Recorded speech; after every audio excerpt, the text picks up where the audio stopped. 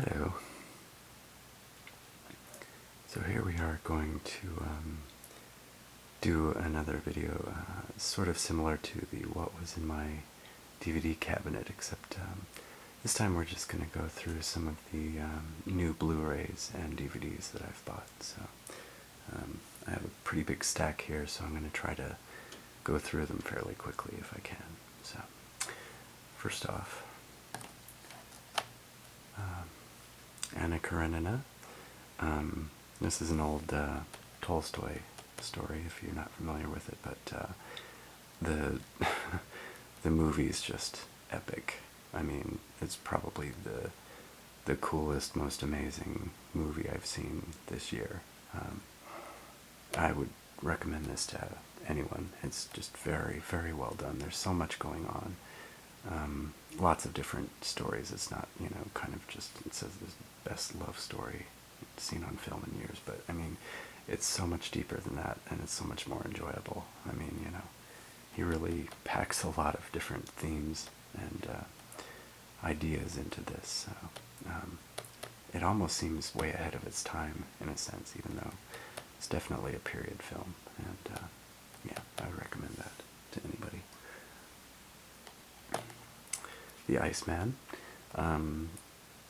This is about a real serial killer named Richard Kuklinski. I actually, in my college psychology class, we took one class period to watch HBO's interview with the real guy because he was so interesting, and there was so much interesting angles as far as psychology was concerned. So this movie was extremely well done, and my lady and I are I wouldn't say a fan, but definitely interested in Kuklinski just because of his personality.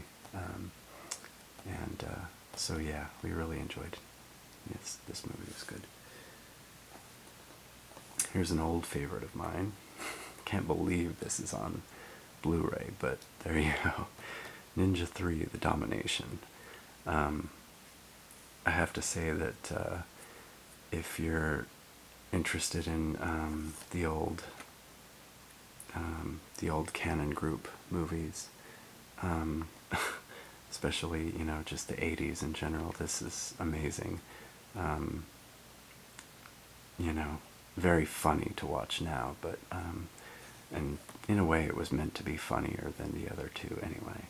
But yeah, this really captures the 80s well, and I mean, a lady who's hot, who's an aerobics instructor, who is also possessed by a ninja. I mean, come on, that just sounds awesome if you ask me.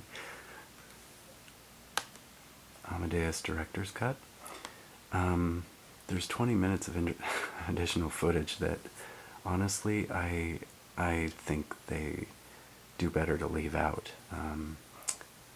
And obviously, usually when you have to cut scenes, very often you're going to have to cut more than just one scene, because a scene that you want out of the movie will have to tie into another one. So, but really, most of the footage they took out made the story more interesting and less obvious. And it kind of changed the character of a couple of people to a point that makes them a lot less likable. So, I don't know. I enjoyed seeing the footage that they had cut, but as a whole, I definitely like the theatrical release a little bit better. The Crow, yeah. Yeah, don't know what else to say. This is just really cool. I love the soundtrack, or at least some of the soundtrack, but I love the overall feel to it, and all of the casting was just really great. So, good movie to watch around this time of the year. And speaking of good Halloween time movies, The Shining. Yeah, I don't need to say too much about that. It's a masterpiece. It's one of my favorites from Stanley Kubrick. Roadhouse. I might have to adjust the focus here. There we go. Yeah, this is definitely by far my favorite Patrick Swayze movie. It's just really cool, and you know, having Sam Elliott in it doesn't hurt either. But I don't know. I've always been fascinated by sort of you know, the area in the middle of America, the small towns and that sort of thing. But I just thought the martial arts were pretty cool, and just his character. I mean, I've worked as a bouncer, and believe it or not, his philosophy in this movie did you know, stay in the back of my mind when I was doing that job.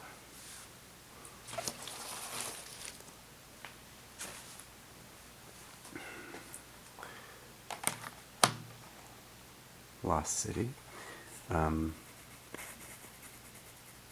This is another really fantastic ensemble.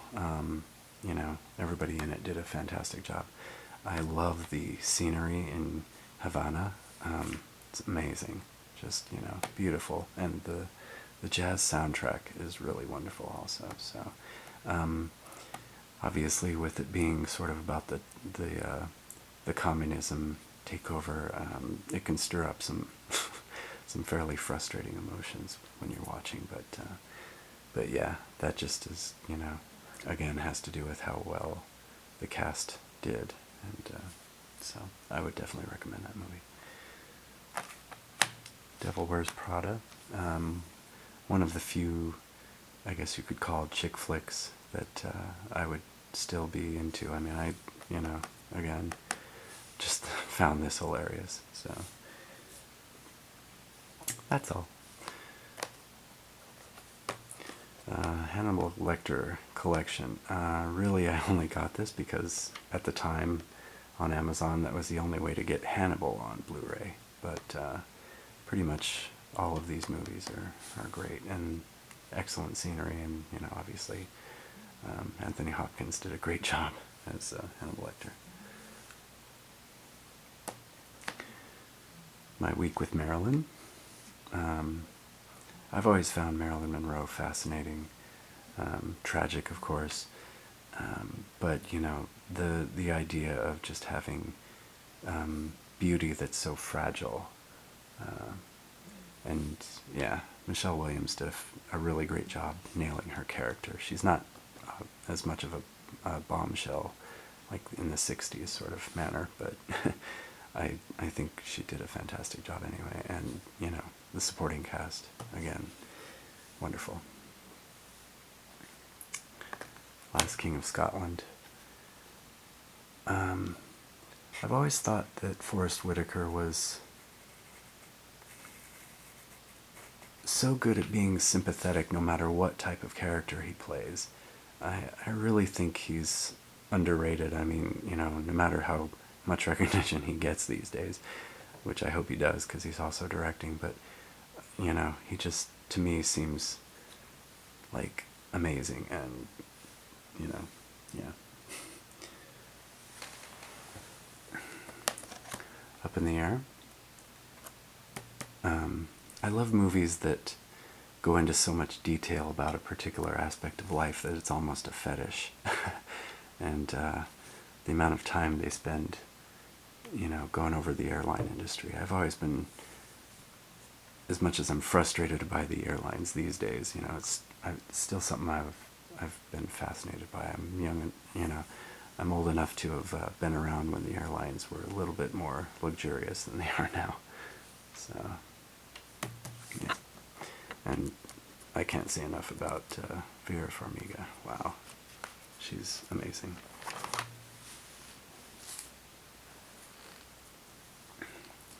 This one's still in the plastic. It's been available on demand for such a long time that I haven't had a chance to actually watch the Blu-ray yet, but the first season of Dexter, yeah, definitely got me hooked. I'm not too fond of the way that the seasons have gone from, I don't know, say season 4, and certainly I'm not going to offer any spoilers, but a lot of people weren't too happy about the way that the last season ended, but we still have the first one, and he was fantastic in that. So Here's another one I haven't unwrapped yet. The F1 season of 2011. This is kind of interesting because Sebastian Vettel is actually now a 4-time world champion, and he's done it 4 times, 4 consecutive years. So we're kind of watching history in the making right now with him. Now on to the adult side of my Blu-ray collection, or more adult-oriented anyway, Basic Instinct. This is the director's cut, which has lots more left in that would cross out of the boundaries of what an R rating would allow. So, and it's not the scene that you would think with her interrogation. It's actually some other scenes. But yeah, a little more graphic now.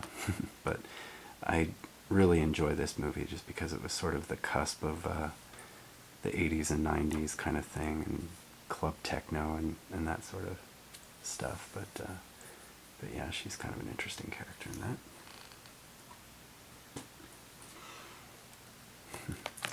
Carrie. This is probably getting remade now. Which is kind of funny because, you know, a lot of aspects of that movie they can't really redo in today's, you know, cinema style and whatnot. So, but I like the original very much. Female Vampire. This is just really a cheesy movie, but I love the style and the scenery, and obviously, yeah, you get to see her, a lot of her, shall we say. American Psycho, the uncut version. I think I've bought this maybe 3 times now. Bought the original, and then I bought the uncut on DVD, and then now it's time to get it on Blu-ray. So it's a great movie, really funny.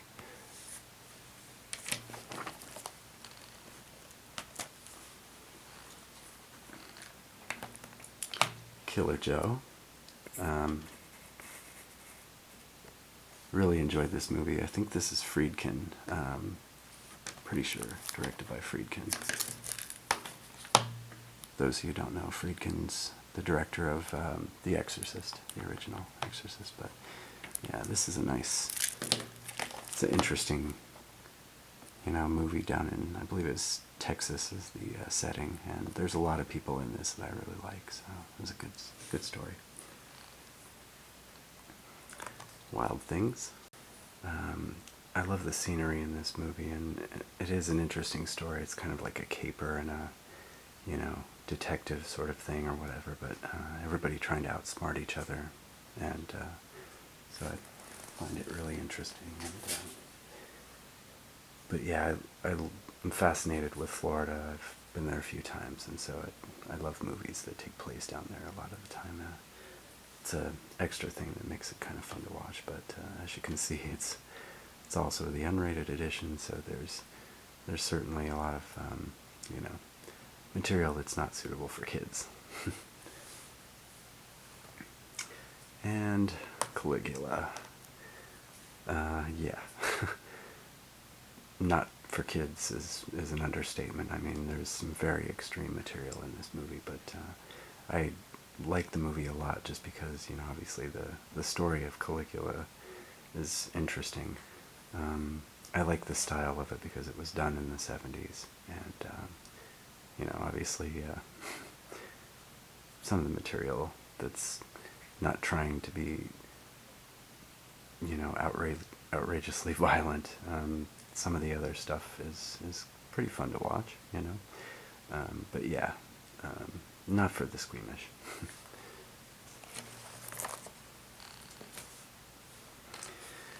As for my DVD pile, as much as I'm trying to get, you know, movies on Blu-ray, some are just not available on Blu-ray yet, and some I'm lucky to even have on DVD because some of these movies I think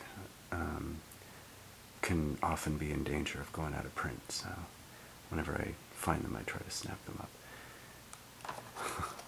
Here's an old favorite from growing up, This is Yellowbeard. It's not really a Monty Python movie, but there's quite a couple of Monty Python people in it, so it's a good movie. Really funny. Night of the Comet. Yeah, I enjoyed that a lot. I'm actually waiting for this one. I believe it's released on Blu-ray sometime this month, maybe in December, I'm not sure. Stick Vault Series. Vault Series means that they've put it on Blu-ray for you, but they've put no frills on the disc at all. I mean, you put the disc in, it just plays the movie and it does nothing else. I actually appreciate that because sometimes motion menus can be a little bit too much. So, and this movie I like a lot. Again, we have nice South Florida movie, some amazing stunts. Dar Robinson, who also plays one of the baddie characters in this movie. I mean, he did the stunts and it's incredible. You gotta see this movie if you like Burt Reynolds and, you know, kind of the 80s stuff. Lost Highway. I kind of can't believe I haven't been able to find this on Blu-ray yet. But yeah, Lost Highway. It's one of the David Lynch movies. I definitely like his style, so try to get most of his stuff if I can find it. Domino. I had to get this, the Italian version, because it's the only one I can find on DVD at all. Otherwise, I'm pretty much just watching my VHS copy of this movie. But I did really enjoy what they did with this. It's really artsy, kind of, and there's a lot of jazz music in it. But yeah, I mean, again, this is definitely not a movie for kids. But if you like movies that have kind of a weird you know, I guess artsy is the only word that comes to mind. That's what most people say to make fun of it, but I liked it. Looks like my battery's running low, so I better move quick here.